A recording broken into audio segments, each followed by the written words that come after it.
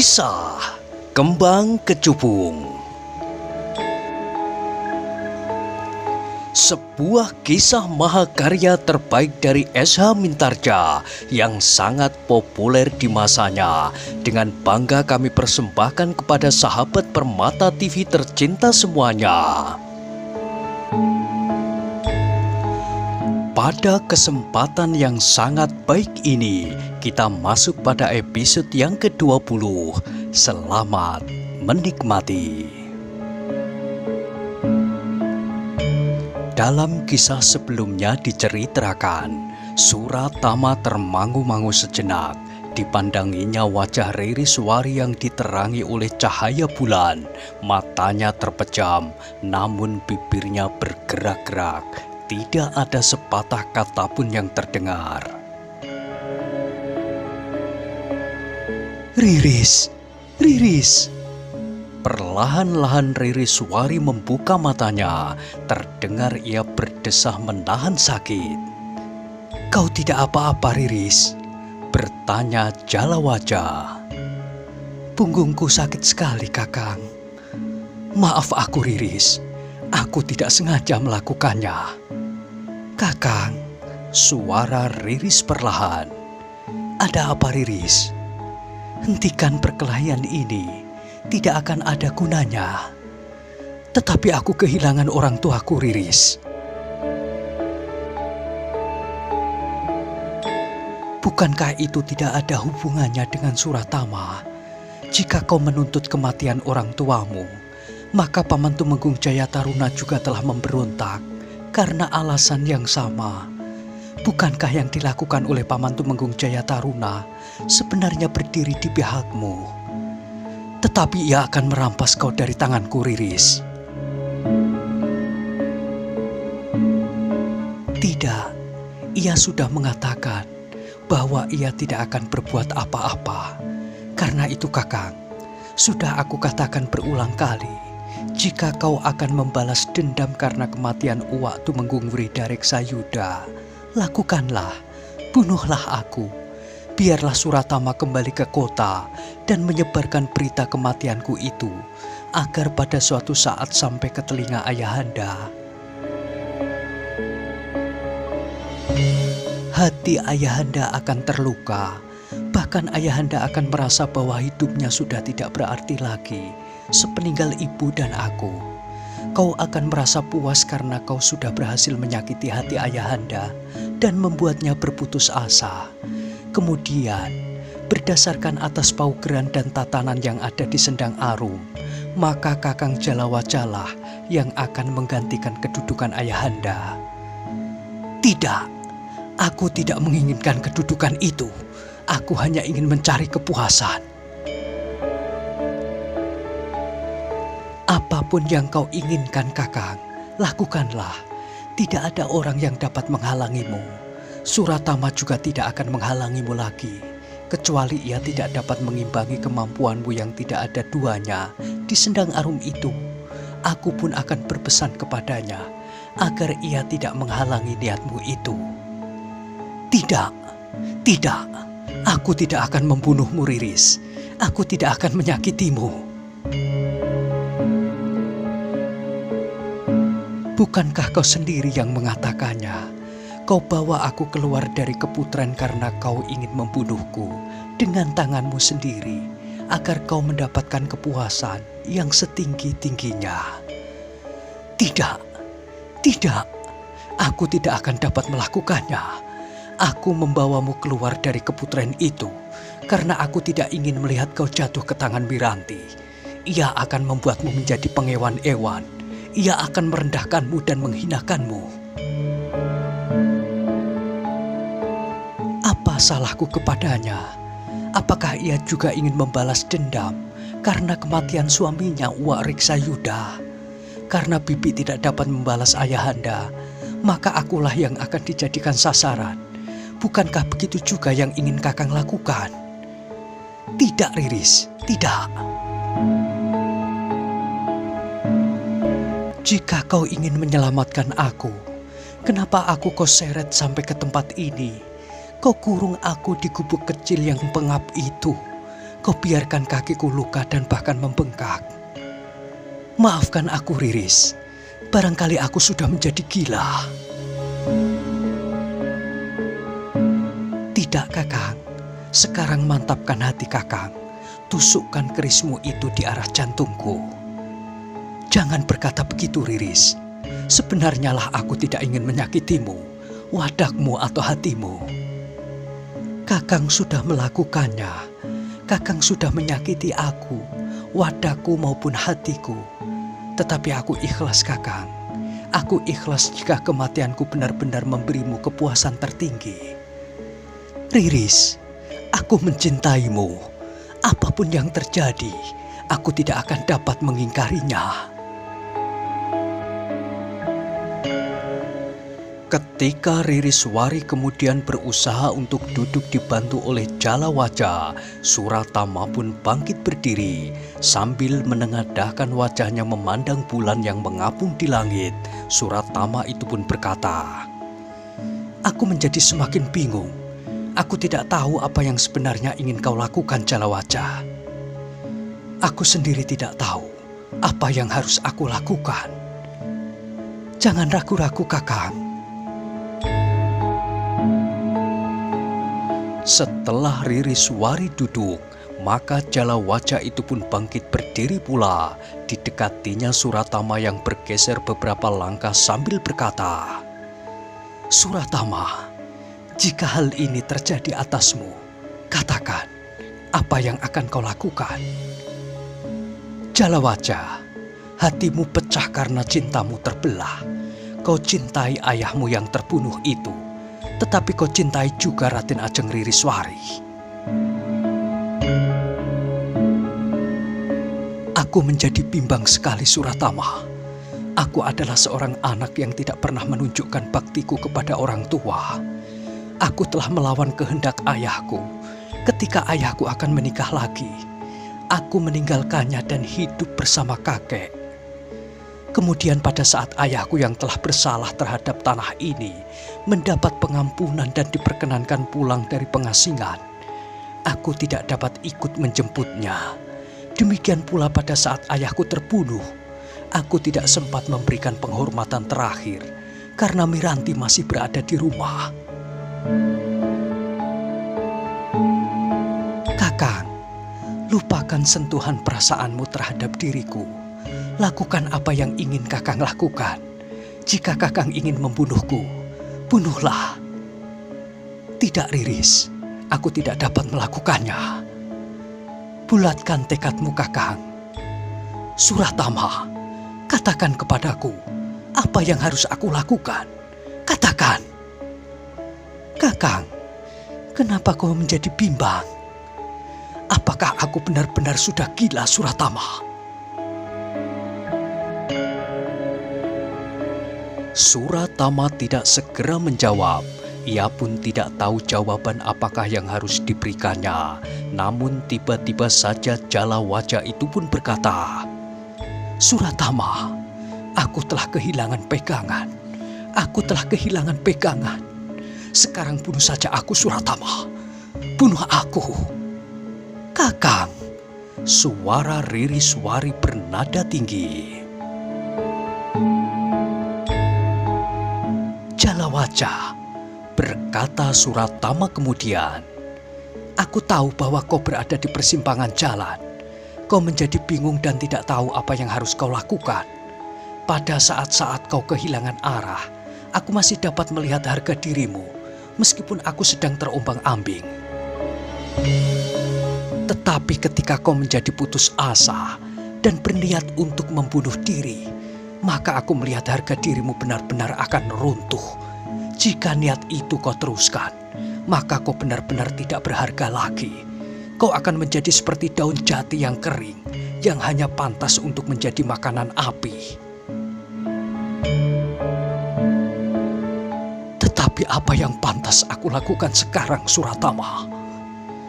"Jalawaja, duduklah. Cobalah menenangkan hatimu. Kau akan sempat memikirkan cara terbaik yang dapat kau lakukan." "Kakang," berkata Ririswari yang kemudian bangkit berdiri dengan susah payah. Duduklah Kakang, seperti yang dikatakan Suratama. Tenangkan hatimu, marilah kita berusaha mencari jalan keluar. Ririswari, katakan kepadaku, apa yang harus aku lakukan? Duduklah. Dibimbing oleh Ririswari, Jalawaja pun kemudian duduk di atas rerumputan yang mulai basah oleh embun. Demikian pula Ririswari dan Suratama. Untuk beberapa saat mereka saling berdiam diri. Angin malam terasa semilir menyentuh tubuh mereka. Sementara itu langit masih saja bersih. Bulan masih nampak mengambang di langit meskipun sudah bergeser semakin ke barat. Jalawaja, berkata Suratama kemudian, maafkan jika aku mempunyai pendapat. Jika kau tidak berkeberatan, lakukanlah. Tetapi jika menurut pendapatmu tidak dapat kau lakukan, lupakanlah. Katakan Suratama, apakah sudah tidak ada lagi orang yang dapat kau ajak berbicara? Orang yang lebih tua, yang mungkin dapat memberikan jalan keluar dari persoalanmu yang rumit, Jalawaja. Sebaiknya kau tidak menetapkan lebih dahulu bahwa yang telah membunuh Ki Tumenggung Wreda Reksayuda adalah Kanjeng Adipati. Dengan demikian, maka hatimu tidak langsung terbelah jika kau dapat berpikir lebih tenang, serta ada orang yang dapat kau ajak berbicara. Mungkin kau akan menemukan jalan yang terbaik untuk mengatasi persoalan yang sedang kau hadapi. Jalawaja tidak segera menjawab. Namun dalam pada itu Ririswari pun berkata, Kakang, bukankah Kakang masih mempunyai seorang kakek? Mungkin Kakang dapat berbicara dengan kakek. Apakah yang sebaiknya harus Kakang lakukan? Jalawaja mengangkat wajahnya sambil mengangguk-angguk. Ia pun berkata, ya, aku masih mempunyai seorang kakek, Ki Ajar Anggara, kakekku sekaligus guruku. Kakang dapat bertanya kepadanya, apakah yang sebaiknya Kakang lakukan? Ya, aku dapat menemui kakek dan bertanya kepadanya, kenapa hatiku yang gelap tidak segera mengingatnya? Jika demikian, bukankah sebaiknya kau pergi menemui kakekmu itu, Jalawaja? Berkata Suratama. Ya, aku akan menemui kakekku, jawab Jalawaja. Lalu katanya selanjutnya, Ririswari, apakah kau mau pergi bersamaku? Atau mungkin kau merasa lebih tenang pergi bersama Suratama? Dapat saja kau menganggap bahwa aku sudah menjadi gila. Kegilaanku itu dapat saja kambuh kapan saja. Aku akan pergi bersamamu, Kakang, kemanapun kau pergi. Jika iblis itu kembali merasuk ke dalam jiwaku, aku tidak berkeberatan, Kakang. Jika demikian, aku akan minta tolong kepadamu, Suratama. Jika masih ada sisa belas kasihanmu kepadaku, tolong kawani aku pergi menemui kakek. Apakah kau memerlukan seorang kawan, Jalawaja? Ya, aku memerlukan seorang kawan. Mungkin di perjalanan aku bertemu dengan prajurit Sendang Arum yang sudah ada di bawah pengaruh Miranti, sedang memburu Ririswari. Mungkin juga memburu aku sendiri. Tetapi itu tidak penting. Yang paling mencemaskan adalah jika perasaanku menjadi goyah lagi. Jika kau ada bersamaku, maka setidak-tidaknya ada orang yang dapat memberi peringatan kepadaku bahwa aku telah terjerumus kembali ke dalam kuasa iblis.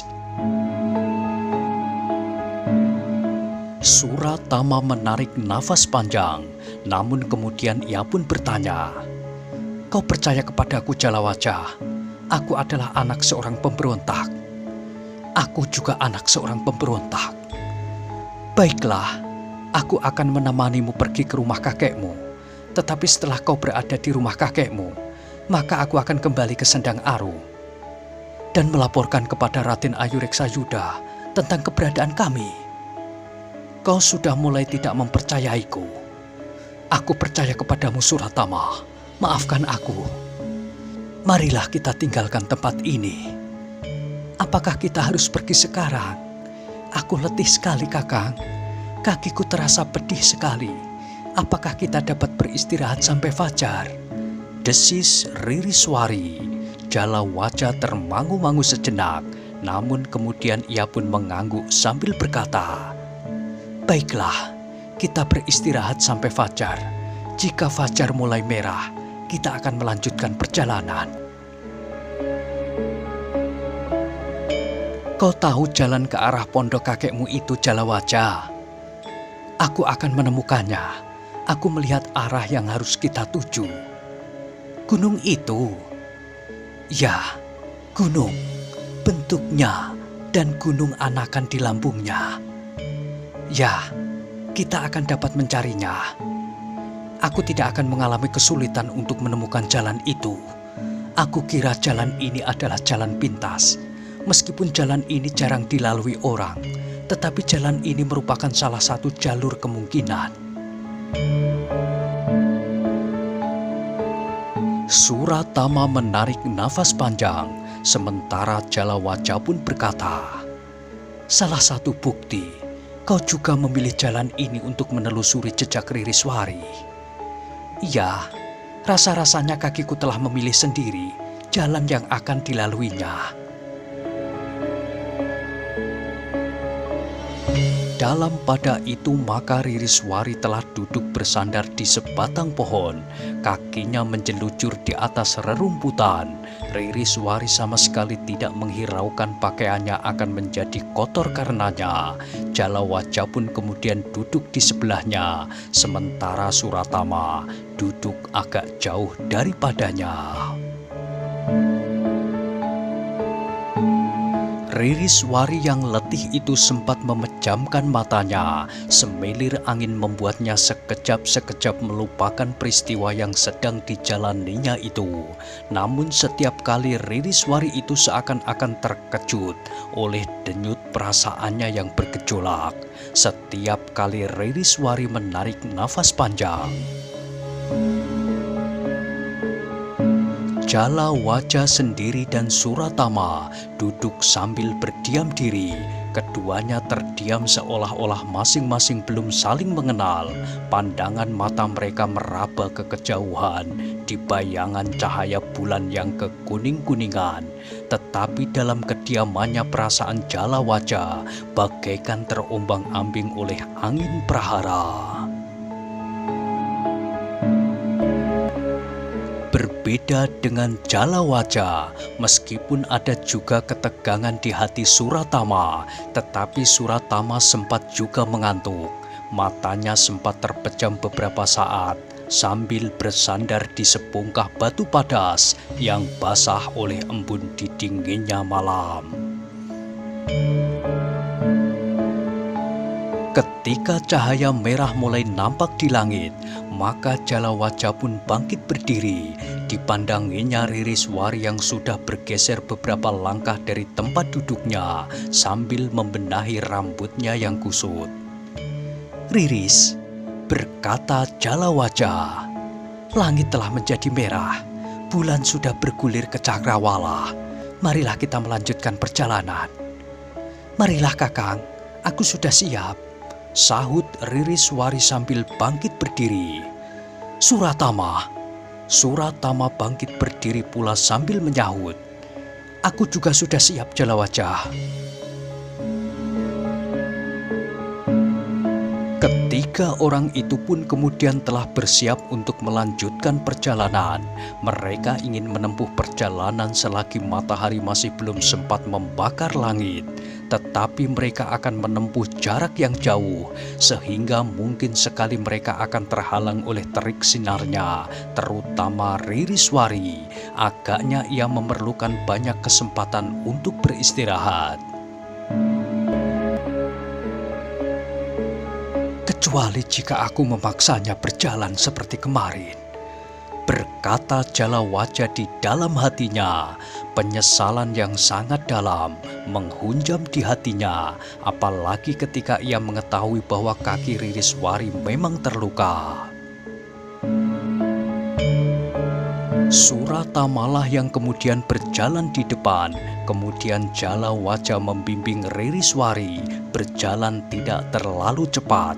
Batu-batu kerikil serta batu-batu padas yang tajam membuat kaki Ririswari menjadi semakin sakit.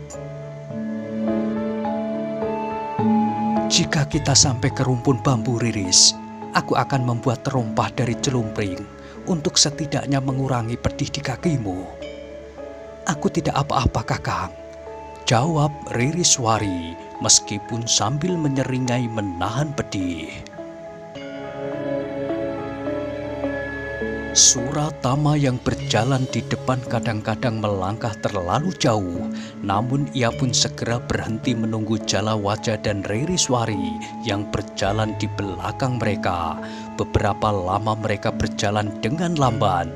Mereka mengikuti jalan setapak di sela-sela tebing bukit kecil berkabur. Namun tiba-tiba Suratama berhenti. Bahkan ia pun melangkah surut mendekati Jalawaja dan Ririswari sambil berdesis. Ada sesuatu yang perlu diperhatikan di depan. Apa? Bertanya Jalawaja. Nampaknya ada 1 atau 2 orang di gerumbul sebelah jalan. Jalawaja termangu-mangu sejenak, namun kemudian ia pun berkata, "Kita berhenti di sini, biarlah mereka datang kepada kita." Suratama tidak menyahut, sementara Jalawaja berkata kepada Ririswari, "Duduklah di atas batu itu, Riris. Mungkin aku dan Suratama harus berbuat sesuatu." Beberapa saat mereka menunggu, namun ternyata bahwa dugaan Suratama itu benar. Beberapa saat kemudian, 2 orang muncul dari balik gerumbul di sebelah menyebelah jalan. Meskipun langit menjadi semakin merah, namun mereka tidak segera dapat mengenali wajah kedua orang yang membelakangi bulan yang sudah mulai membenamkan diri di cakrawala. "Jadi kalian berdua telah melarikan Raden Ajeng Ririswari, Jalawaja, dan Suratama?" Baru kemudian Suratama dan Jalawaja menyadari bahwa yang berdiri di hadapan mereka itu adalah Ragajati dan Ragajaya, putra Kitumenggung Reksabawa. "Jadi kalian telah bekerja sama untuk melawan Kanjeng Adipati. Bahkan dengan licik kalian berdua telah menculik putrinya yang sama sekali tidak tahu menau apa yang sebenarnya telah terjadi di Kadipaten Sendang Arum." "Ragajati dan Ragajaya," berkata Suratama, "kami sama sekali tidak mempunyai niat buruk terhadap Raden Ajeng Ririswari." "Omong kosong. Ayahmu, Paman Tumenggung Jayataruna, sudah memberontak. Paman Tumenggung dan Raden Ayu Reksayuda telah menyebar berita bahwa seolah-olah Kanjeng Adipatilah yang telah membunuh Kitumenggung Wreda Reksayuda, sehingga kau dan Jalawaja telah bekerja sama untuk menculik Raden Ajeng Ririswari yang seharusnya tidak terpercik oleh persoalan yang sedang terjadi di Kadipaten Sendang Arum." Suratama menarik nafas panjang.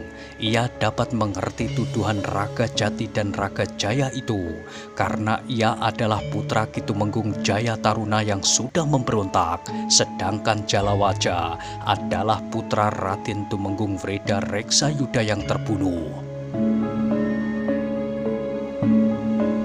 "Ragajati dan Ragajaya," berkata Suratama kemudian, "aku mengerti bahwa aku dan Jalawaja dapat dikenakan tuduhan sebagaimana kau katakan. Tetapi yang terjadi sebenarnya tidak seperti itu.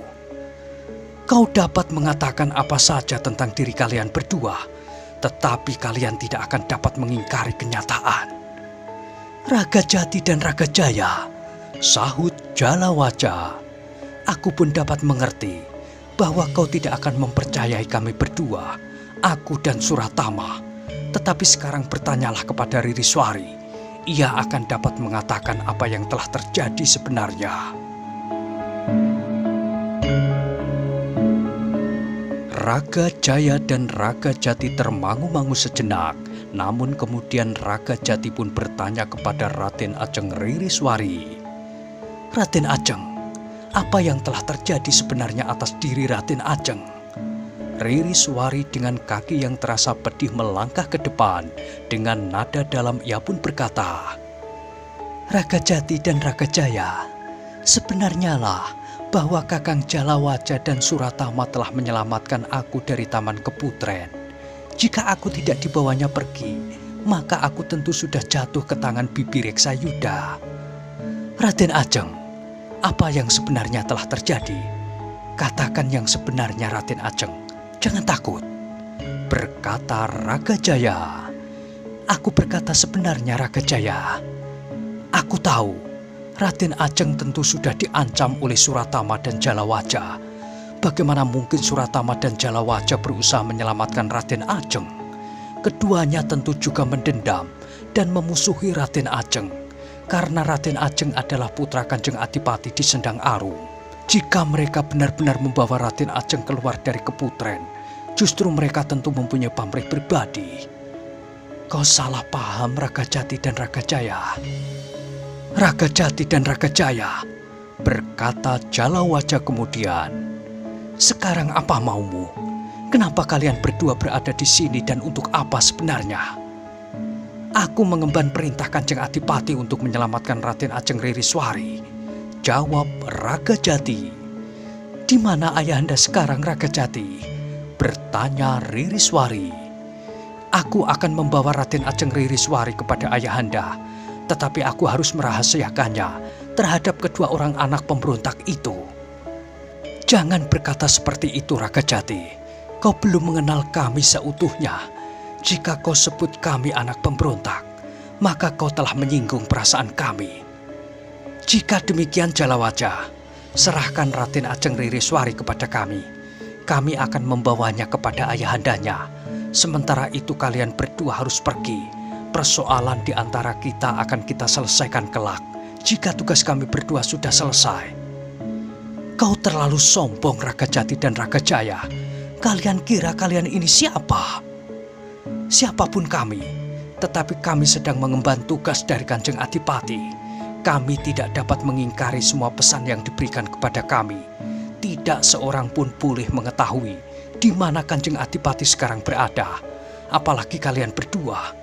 Kalian tentu akan segera memberitahukan kepada Paman Tumenggung Jaya Taruna dan Raden Ayu Reksayuda. Tidak, Raga Jati dan Raga Jaya, potong Raden Ajeng Ririswari. Percayalah kepadaku, Kakang Jalawaja dan Suratama tidak akan mencelakai aku. Mereka pun tidak merupakan kepanjangan tangan dari Paman Tumenggung Jaya Taruna serta Bibi Reksayuda. Justru aku menjadi jaminannya. Maaf, Raden Ajeng. Siapapun tidak akan dapat menyebabkan kami melanggar perintah Kanjeng Adipati. Sekarang, marilah Raden Ajeng, aku bawa kepada ayahanda. Sedangkan biarlah kedua orang itu pergi atau kembali kepada orang tua mereka. Itu tidak mungkin, Raga Jati. Kenapa? Aku berhutang budi kepada keduanya. Raden Ajeng, seharusnya Raden Ajeng tidak usah merasa takut kepada ancaman mereka. Kami berdua akan melindungi Raden Ajeng. Raga Jati dan Raga Jaya, coba renungkan. Jika mereka berniat mencelakai aku, atau mereka merupakan kepanjangan tangan Paman Tumenggung Jaya Taruna dan Bibi Reksayuda, buat apa mereka membawa aku sampai di sini? Itulah yang sangat mencurigakan, Raden Ajeng. Mereka tentu mempunyai pamrih pribadi. Cukup, Raga Jati, bentak Jalawaja. Dengarkan, kami tidak akan menyerahkan Ririswari ke tangan kalian berdua. Justru kalian berdua ingin memanfaatkan gejolak ini untuk kepentingan pribadi kalian berdua. Tetapi aku ingin menjelaskan sekali lagi bahwa kami tidak mempunyai hubungan apa-apa dengan pemberontakan yang dilakukan oleh Paman Tumenggung Jaya Taruna serta Raden Ayu Reksa-Yuda. Raga Jati dan Raga Jaya termangu-mangu sejenak.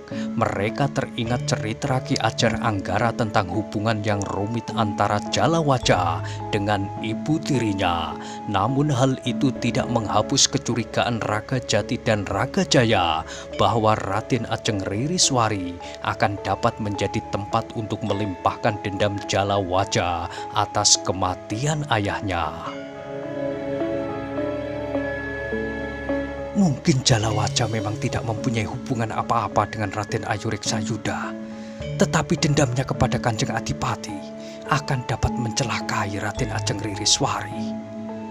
Justru karena itu, maka Raga Jati itu pun berkata, "Jalawaja dan Suratama, kami tidak akan menganggap kalian bersalah.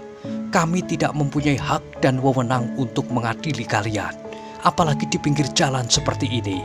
Biarlah nanti waktu yang akan menentukan. Namun demikian, kami tidak dapat menyingkir dari tugas kami membawa Raden Ajeng Ririswari kepada ayahandanya. Karena itu, jangan halangi tugasku. Pada kesempatan lain, kalian akan dapat berhubungan langsung dengan Kanjeng Adipati." "Kami tidak dapat mempercayai kalian berdua," jawab Suratama. "Karena itu pergilah. Kecuali jika kalian berdua membawa kami berdua serta menghadap Kanjeng Adipati. Jangan menunggu sampai batas kesabaranku." Dengan lantang Jalawaja itu menyahut, "Aku sudah kehabisan kesabaran jika aku masih belum berbuat apa-apa karena aku memaksa diri untuk tidak mulai dengan kekerasan. Tetapi jika kalian berdua memaksa, maka kami pun akan melayaninya." "Bagus Jalawaja. Perlawananmu akan semakin membuktikan bahwa kau benar-benar telah memberontak. Apakah kau berdiri sendiri atau bergabung dengan Paman Tumenggung Jaya Taruna, itu tidak penting. Kenyataan yang kami temui di sini, kau telah berani melawan perintah Kanjeng Adipati. Sebut saja semaumu, tetapi aku pertahankan Ririswari. Apalagi Ririswari sendiri tidak mau pergi bersama kalian berdua. Raden Ajeng Ririswari tentu bukannya tidak bersedia pergi bersama kami, tetapi Raden Ajeng Ririswari masih berada dalam bayang-bayang ketakutan atas sikap kalian berdua yang kasar. Katakan apa yang ingin kau katakan, tetapi kami tetap pada sikap kami." Raga Jati dan Raga Jaya tidak menunggu lebih lama lagi. Mereka merasa sedang mengemban tugas dari Kanjeng Adipati, satu kehormatan yang harus mereka junjung tinggi, sehingga apapun yang terjadi, mereka harus berusaha melakukan tugas itu dengan sebaik-baiknya. Apapun yang harus dilakukannya, bahkan pengorbanan apapun yang harus mereka berikan. Ketika Raga Jati dan Raga Jaya bergeser dan mempersiapkan diri, maka Jalawaja dan Suratama pun telah bersiap pula. "Riris," berkata Jalawaja, "minggirlah, aku akan melindungimu. Aku tidak akan menyerahkanmu kepada siapapun." Ririswari pun bergeser surut. Dengan nada dalam ia pun berpesan, "Hati-hati Kakang, hati-hati Suratama." Pesan itu memang telah membuat Raga Jati dan Raga Jaya menjadi ragu. Agaknya Ririswari benar-benar mengharapkan perlindungan Jalawaja dan Suratama. Tetapi Raga Jati dan Raga Jaya yang merasa mendapat kehormatan dan kepercayaan mengemban tugas Kanjeng Adipati tidak mempunyai pilihan lain. Mereka harus mengambil Ririswari dan membawanya menghadap Kanjeng Adipati. Demikianlah, maka sejenak kemudian mereka telah terlibat dalam pertempuran. Raga Jati bertempur melawan Jalawaja dan Raga Jaya bertempur melawan Suratama. Mereka adalah anak-anak muda yang sedang tumbuh dan berkembang. Gejolak di dalam dada mereka telah membuat darah mereka menjadi panas. Mereka masing-masing merasa wajib untuk melakukan apa yang mereka lakukan. Raga Jati dan Raga Jaya merasa berkewajiban untuk mengambil Ririswari, sedangkan Jalawaja dan Suratama merasa wajib mempertahankan Ririswari demi keselamatannya. Pertempuran itu semakin lama menjadi semakin sengit.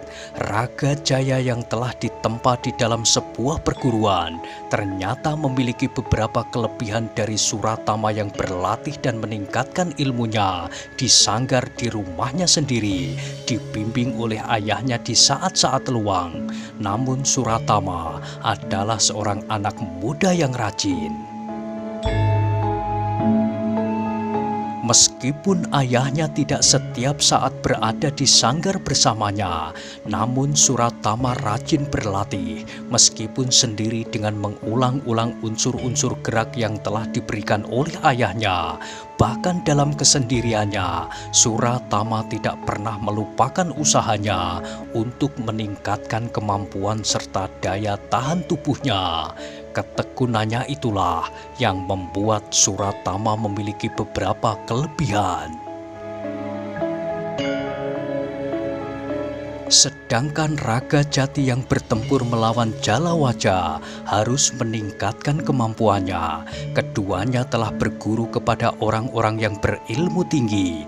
Namun guru Jalawaja yang kakeknya sendiri itu mempunyai lebih banyak waktu dari guru Raga Jati. Jalawaja berguru seorang diri, sedangkan guru Raga Jati mempunyai murid dalam jumlah yang banyak. Sehingga dengan demikian, maka pendidikan secara pribadi lebih banyak didapat oleh Jalawaja. Karena itu, maka betapapun Raga Jati mengerahkan kemampuannya, namun Jalawaja masih saja tetap mampu mengimbanginya. Semakin lama, pertempuran pun menjadi semakin sengit. Dalam pada itu langit sudah menjadi terang, sehingga segala sesuatunya menjadi nampak lebih jelas. Nah, bagaimanakah kisah selanjutnya? Silahkan ikuti terus kisah Kembang Kecubung pada episode berikutnya. Sampai jumpa.